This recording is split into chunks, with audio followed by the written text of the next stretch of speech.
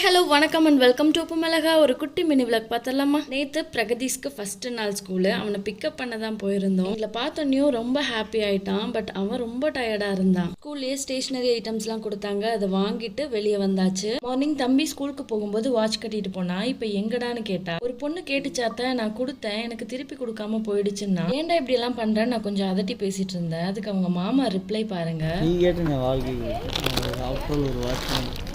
எங்க சொல்லு சொல்லு.